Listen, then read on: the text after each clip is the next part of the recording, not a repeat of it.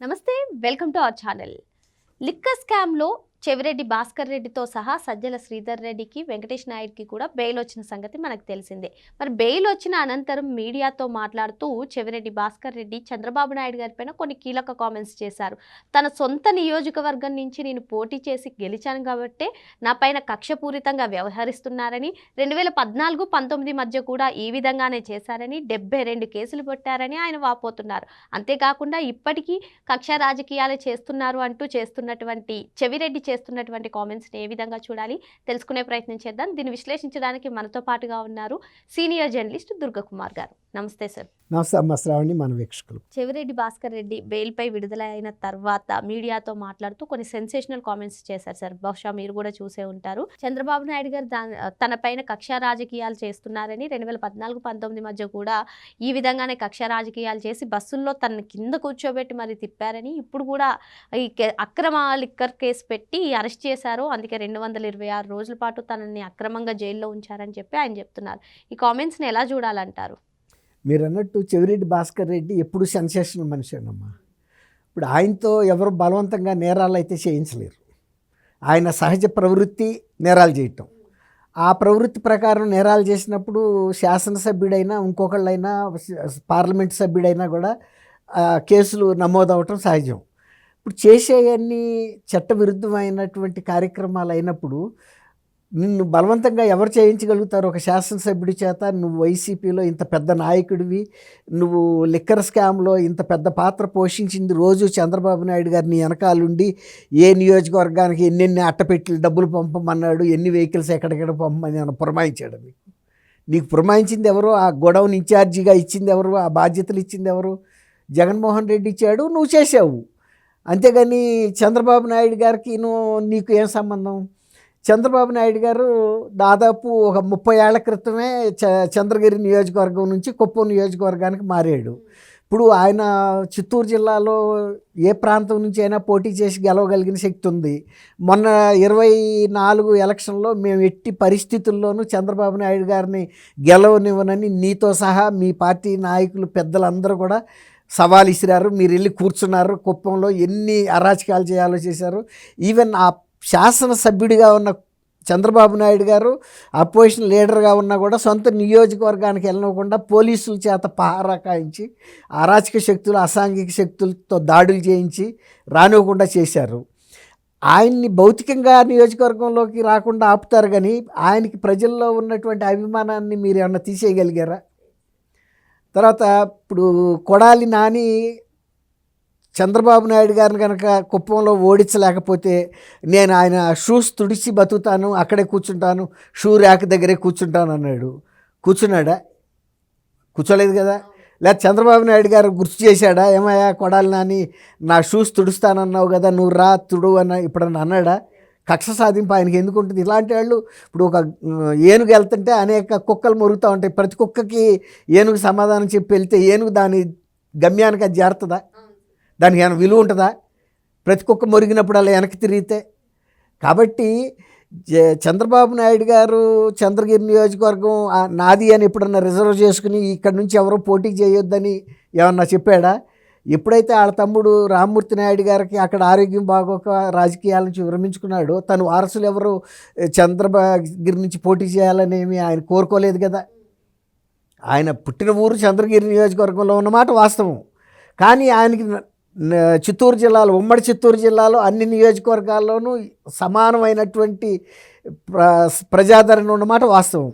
అందుకని ఆయన కుప్పం నియోజకవర్గం అది బాగా వెనకబడిన ప్రాంతం కాబట్టి ఆ నియోజకవర్గాన్ని ఎన్నుకుని ఆయన ఏమనుకున్నాడంటే ఈ ప్రాంతం ప్రజల అభివృద్ధికి నేను సహకరిస్తే వాళ్ళ ప్రజల్లో గుండెల్లో నేను గూడు కట్టుకుంటాను.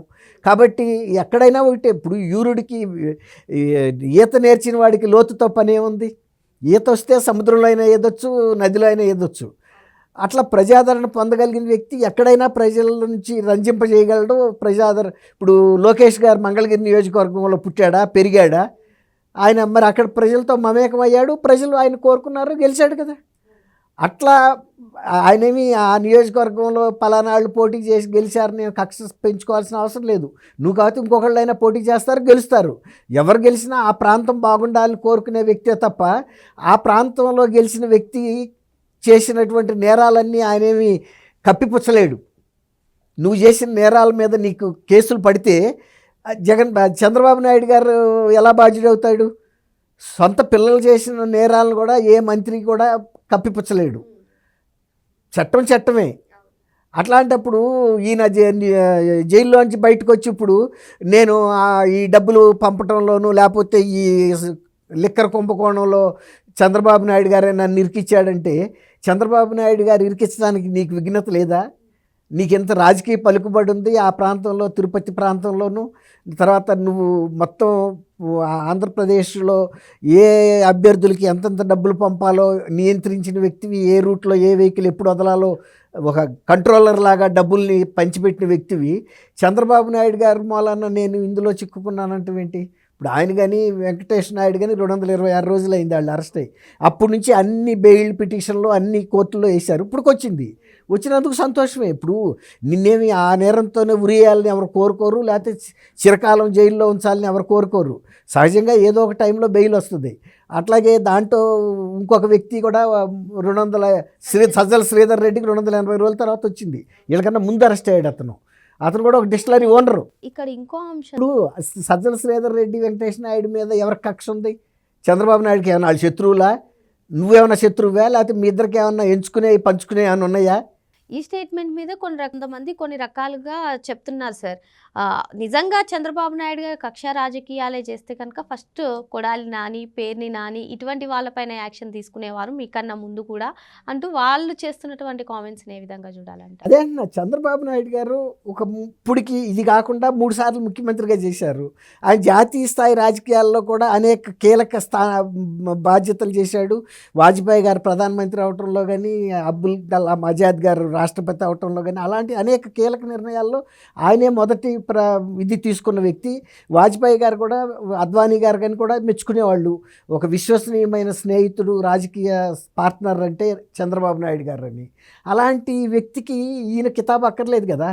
తర్వాత ఇట్లాంటి వాళ్ళందరితో కనుక ఆయన రోజు పోరాడుతూ కూర్చుంటే ఆయన రాష్ట్రంలో ఇంత ప్రగతి తీసుకురాలేడు కదా ఇప్పటికి 19 నెలల్లోనే.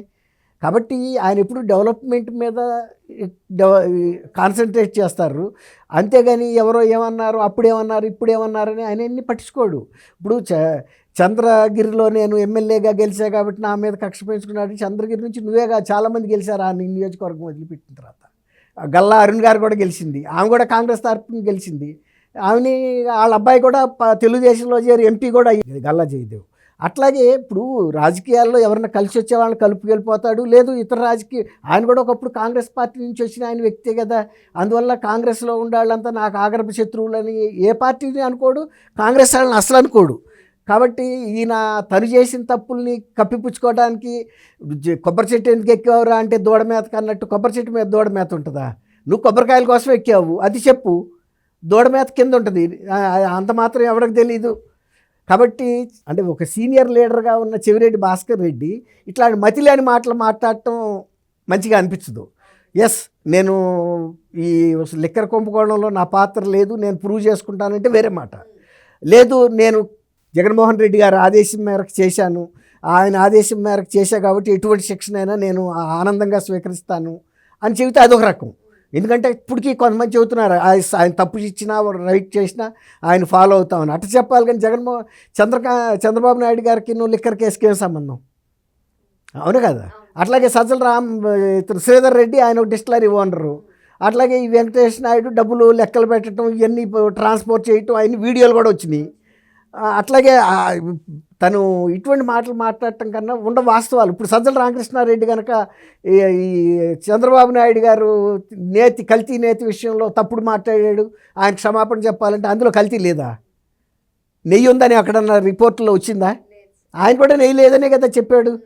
పని ఆ రోజు మీకు తెలుసు కదా నెయ్యి లేదని, ఆ రోజే చెప్పుండాల్సింది. నెయ్యి లేదు అందులో, జంతువుల కొవ్వు కూడా లేకపోవచ్చు, మేము అడిగి చెప్పింది ఇది పామోలిన్ అనుబంధ నూనెలు కలపమన్నాము, ఒకవేళ తెలియక ఆడు కలిపాడాము, మాకు తెలియదు అంటే ఆ రోజే ఒప్పుకుంటే గౌరవంగా ఉండేది. ఇవాళ రిపోర్ట్లు వచ్చిన తర్వాత నువ్వు ఒప్పుకునేది ఏంటి?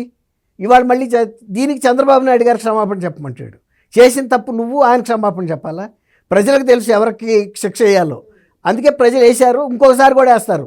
ఇప్పుడు ఇవాళ సజ్జల రామకృష్ణారెడ్డి గారు మాట్లాడిన మాటలకి జీవితకాలంలో కూడా శ్రీవారి భక్తులు ఎవరు కూడా క్షమించరు.